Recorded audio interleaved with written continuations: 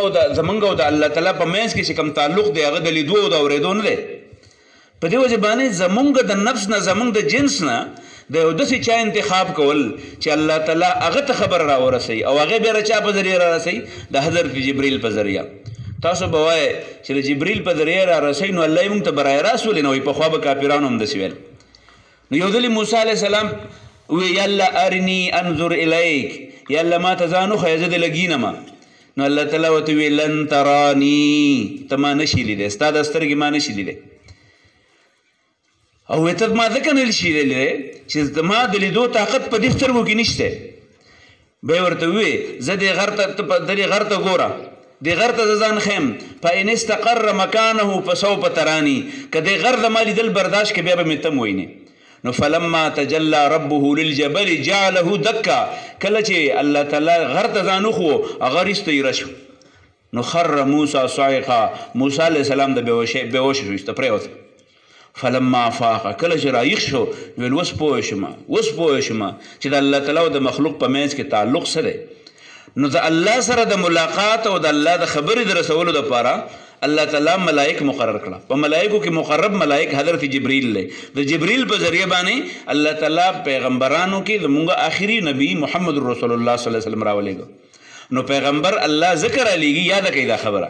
خلک د پیغمبر ضرورت سره پیغمبر الله را لیږي ځکه چې د انسانانو او د الله تعالی په منځ کې کم تعلق دی یا د انسانانو او د ملائکو په منځ کې کم تعلق دی، د هغې تعلق په بنا باندې د انسان سترګې د انسان لا تدرکه الابصار وهو یدرک الابصار. الله په قرآن کې فرمایي دا سترګې الله نشي لیدی او الله د سترګو دا نظر هم ویني، دا ته چې کوم ورته کم لیدل کو دا لیدل هم ویني. نو په دې وجه باندې د یو داسې هستۍ ضرورت دی چې هغه د الله تعالی د خاص تربیت لاندې.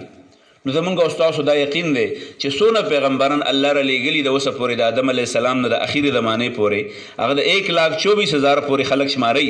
نو دا 1,24,000 پیغمبران دا براه راست الله په خپله نګرانۍ کې ساتلي. د دې نه چېرته ګناه نه ده شوې. څه ترې نه دي شوي؟ ګناه ترې چېرته نه ده شوې. چېرته د چا سره ذاتي چپخلش نه دی راغلی. ها که چېرته د پیغمبر داسې څه کار کړی چې بظاهر باندې خلکو ته هغه د ګناه ښکارېده نو الله تعالی د هغې په خپله باندې وضاحت کړی دی چې پیغمبر چېرته هم په خپل داسې کار باندې چا خلاف د هغه دپاره نه وي په کار او په هغې باندې ټینګ شي. نو په دې وجه الله تبارک وتعالی په هره زمانې کې یو سړی زموږ دپاره نمونه ګرځولي. نو پخوا زمانې کې چې کوم پیغمبران وه د الله تعالی نمونې وې خلکو به ترې چل یادو. منګ او تاسو اوس مولوي صاحب راپاسي، یوسف خان صاحب تقریر وکړي، عبید الله صاحب تقریر وکړي، محمد زمین صاحب تقریر وکړي، دغه شانې سردار حسین صاحب تقریر وکړي. موږ ته خبره یاد وکړو. اسحاق خان په کلاس کې پاسي وړو ته درخواست ووایي نو خلک یې یاد کړي. هدایت الله صاحب پاسي نو خلکو ته سوال وباسي نو خلک یې یاد کړي. طارق صاحب ورته مضمون ووایي نو واړه یاد کړي. وقاص صاحب ورته خپل څه ووایي هغه یاد کړي. خود رسولان چې څونه راغلي دي هغې د وینا په ځای باندې عملا خپل ځان پیش کړی. دې پیغمبرانو به چېرته دروغ نه ویل، دې پیغمبرانو د چا سره دوکه نه ده کړې، دې پیغمبرانو د خلکو نه زکات نه دی اخیستی، دې پیغمبرانو چېرته هم په چا باندې ظلم نه دی کړی. نو چې خلکو ته به ظلم مه کوئ نو په خپله ظلم نه کوو، خلکو به ظلم ځکه نه کوو. په خپله به زکات د بل نه خوړو نو په دې وجه باندې خلکو به بیا په ده باندې خیانت د الزامونه نه شو لګولی. په خپله به دروغ نه ویل نو چا پرې دروغ و الزام نه شو لګولی. نو داسې یو بهترینې نمونې الله تعالی په قرآن کې موږ تاسو ته وایي لقد کان لکم فی رسول الله اسوة حسنه. په تاسو دپاره د رسول الله صلی الله علیه وسلم دا ژوند څه شی دی؟ بهترینه سره نمونه ده، بهترینه نمونه ده. خو بهترینه نمونه ده هغه چا دپاره ده لمن کان یرجو الله والیوم الاخر، چې څوک په الله ایمان لري او په آخرت باندې یقین د هغې دپاره بهترینه نمونه ده. په دې وجه باندې په دې خبر ځان پوهه کړئ چې اوس پیغمبران نه راځي، نور پیغمبران نه راځي.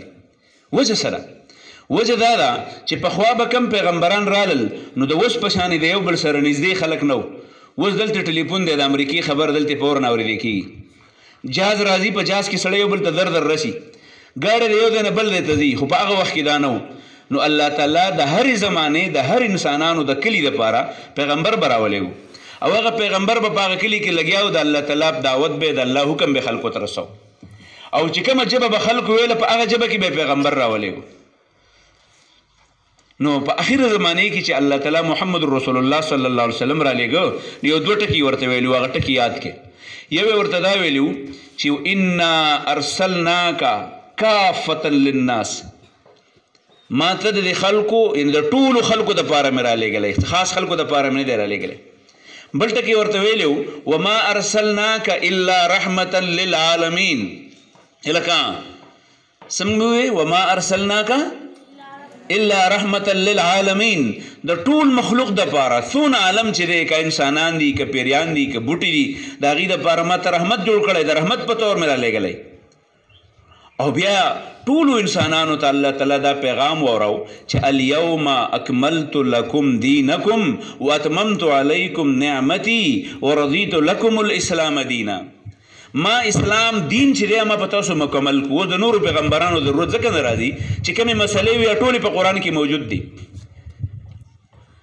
نو اکملت لکم دینکم دین مې درته